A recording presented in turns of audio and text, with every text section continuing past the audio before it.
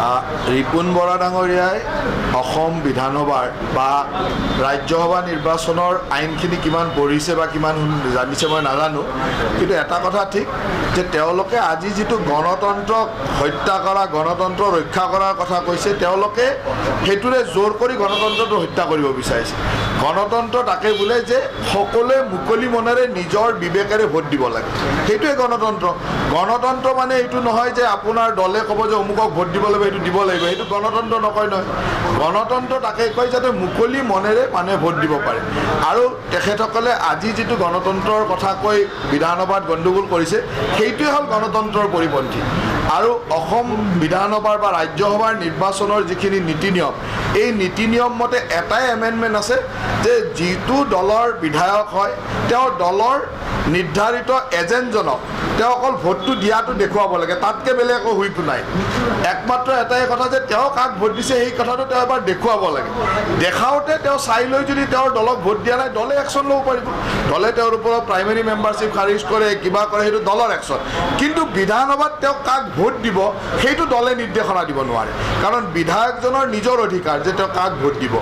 আৰু আজিৰ তাৰিখত মই এটা কথা বিশ্বাস কৰোঁ যে ভাৰতীয় জনতা পাৰ্টী আৰু মিত্ৰ দলে এনেকুৱা দুগৰাকী প্ৰাৰ্থী দিছে যে অসম বিধানসভাৰ প্ৰতিগৰাকী সদস্যই, বিবেকবান সদস্যই দুয়োগৰাকীক ভোট দিব লাগে, প্ৰথম আৰু দ্বিতীয় পচন্দত ভোট দিব লাগে।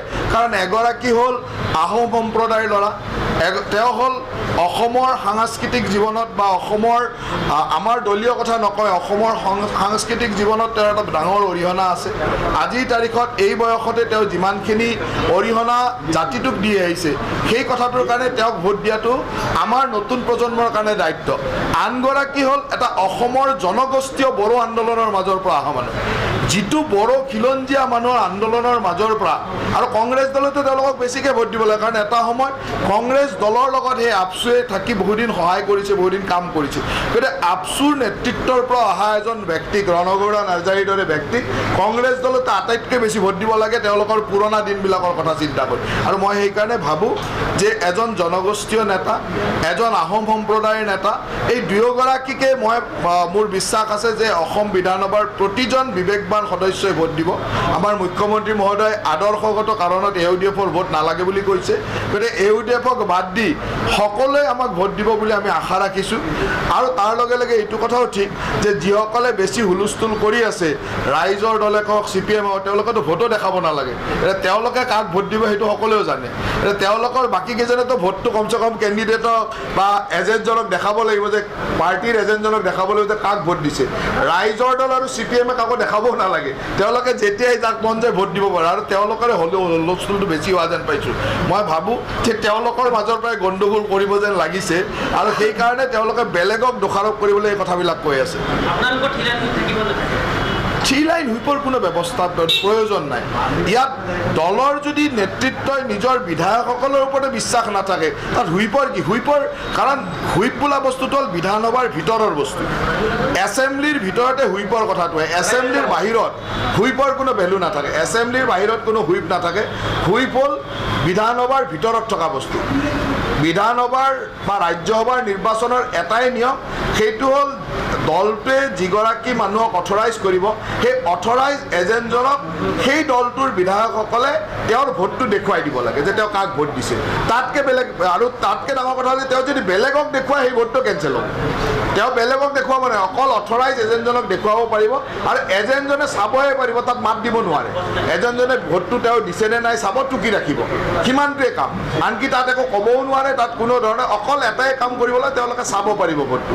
আৰু চাব যিহেতু পাৰিব, তেওঁলোকৰ বিধায়কসকলৰ ওপৰত ইমানটো বিশ্বাস থাকিব লাগে।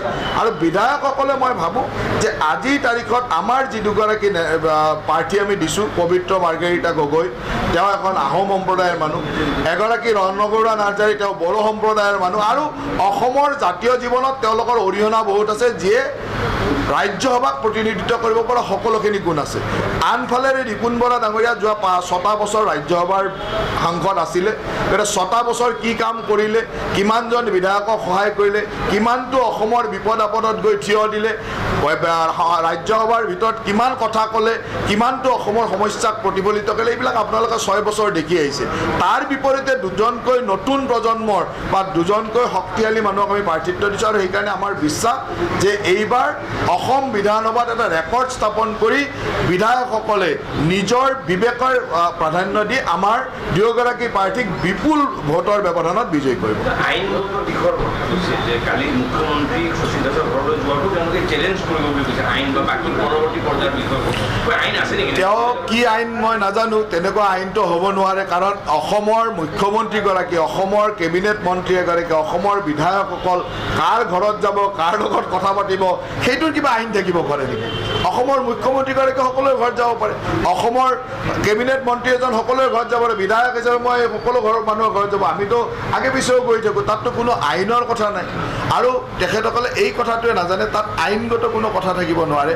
আৰু আজি বিধানসভাৰ মজিয়াত অধ্যক্ষ ডাঙৰীয়াই স্পষ্ট ভাষাৰে ক্লিয়াৰ কৰি দিছে যে বিধানসভাৰ ভোট দিয়াৰ ক্ষেত্ৰত কোনো এনেকুৱা ধৰণৰ ব্যৱস্থা নাই যে তেওঁৰ দলক ভোট দিব লাগিব, কাৰণ তেতিয়াহ'লে চিলেকশ্যন কৰিব লাগে, ভোটৰ কি কথা আছে? ইলেকশ্যন মানে কি? ইলেকশ্যন মানে বিবেকেৰে ভোট দিয়া। যদি বিবেকেৰে ভোট দিব লাগে, ইলেকশ্যন হয়, তেতিয়াহ'লে তেওঁ বিবেকেৰে ভোট দিব। যদি তেনেকুৱাই কিবা আইন থাকে তেতিয়া ইলেকশ্যন কিয় পাতিব লাগে? চিলেকশ্যন কৰিলে হ'ল, হিচাপ কৰিলে হ'ল যে এওঁলোকৰ ইমানটা ভোট, এওঁলোকৰ ইমানটা ভোট, গতিকে এওঁলোকে অমুকটো চিলেক্ট হৈ গ'ল। চিলেকশ্যন কৰিবলৈ তাত ভোটৰ কথা নাথাকে। অসমৰ মানে ৰাজ্যসভাৰ নিৰ্বাচনৰ নিয়ম যিখিনি আমি যিমান দূৰ জানো, কাৰণ ৰাজ্যসভাত মই বিধায়ক থাকোঁতে কেইবাবাৰো এবাৰ ভোট দিছোঁ, কেইবাবাৰো ৰাজ্যসভাত প্ৰাৰ্থী পঠোৱাইছোঁ, গতিকে আমাৰ যিখিনি অভিজ্ঞতা আছে বা যিখিনি আমি দেখি আহিছোঁ তাৰ পৰা এইটোৱে যে শেহতীয়া সংশোধনী অনুযায়ী একমাত্ৰ দলীয় এজেণ্টজনক ভোটটো দেখুওৱাৰ বাহিৰে কোনো ব্যৱস্থা নাই। দেখুৱাব লাগিব সেইখিনিয়ে কাম, তাক বাদ দি তেওঁ একো কৰিব নোৱাৰে, সেইখিনিয়ে দলে ক'ব পাৰে।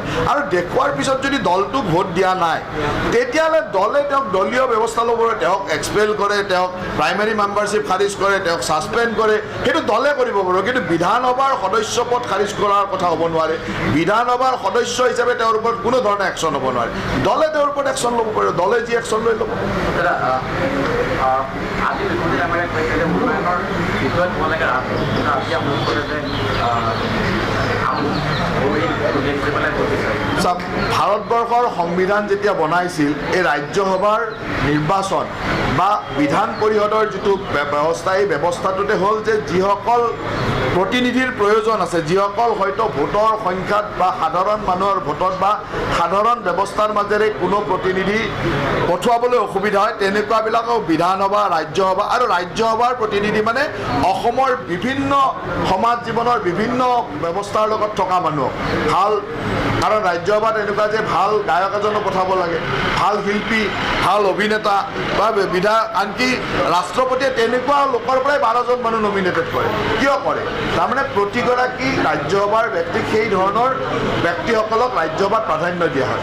আৰু আমাৰ দলে বিশেষকৈ অসমত দুটা জনগোষ্ঠী, আহোম আৰু বড়ো, এই দুটা জনগোষ্ঠীক আজি প্ৰাধান্য দি আহোম আৰু বড়ো জনগোষ্ঠীয় নেতা দুজনক পঠাব বিচাৰিছে। তাৰ মাজেৰে অসমৰ সেই জনগোষ্ঠীৰ মানুহে যাতে অনুভৱ কৰে যে হয়, আমাৰ কথাখিনি ক'বৰ কাৰণে সংসদত আমাৰ জনগোষ্ঠীৰ পৰা দুজন নেতা তাত থাকিব। গতিকে আমি সেই হিচাপে চিন্তা কৰিছোঁ যে দুজন জনগোষ্ঠীয় নেতা গৈছে। তাৰ লগে লগে পবিত্ৰ মাৰ্ঘেৰিটাই হওক বা ৰণগৌৰা নাৰ্জাৰী হওক, তেওঁলোকৰ অসমৰ জাতীয় জীৱনত ডাঙৰ অৰিহণা আছে। পবিত্ৰ মাৰ্ঘেৰিটা এজন সাংস্কৃতিক কৰ্মী হিচাপে বহুদিনৰ পৰা আপোনালোকে জানে, সাংস্কৃতিক জগতখনত তেখেতৰ যথেষ্ট অৰিহণা আছে। সেই কথাবিলাকে হয়তো আমাক কেতিয়াবা ৰাজ্যখনক সহায় কৰিব। ৰণগৌৰা নাৰ্জাৰী ডাঙৰীয়া আপচুৰ দিনৰ পৰাই এটা সংগ্ৰামী জীৱন বা এটা সুন্দৰ সামাজিক জীৱন, ৰাইজৰ লগত থাকি ৰাইজৰ হকে মাত মাতি আজি এই পৰ্যায়লৈ আহিছে। গতিকে এজন বড়ো জনগোষ্ঠীয় তেনেকুৱা এজন অত্যন্ত মানে ব্যৱস্থা এটাৰ মাজেৰে, এটা আন্দোলন বা সংগ্ৰামী ব্যৱস্থা এটাৰ মাজেৰে আহি এই পৰ্যায়লৈ পাইছে। গতিকে মই ভাবোঁ যে বড়ো জাতি জনগোষ্ঠীৰ আশা আকাংক্ষা লগতে অসমবাসীৰ আশা আকাংক্ষা পূৰণ কৰাত তেওঁ সমৰ্থবান হ'ব।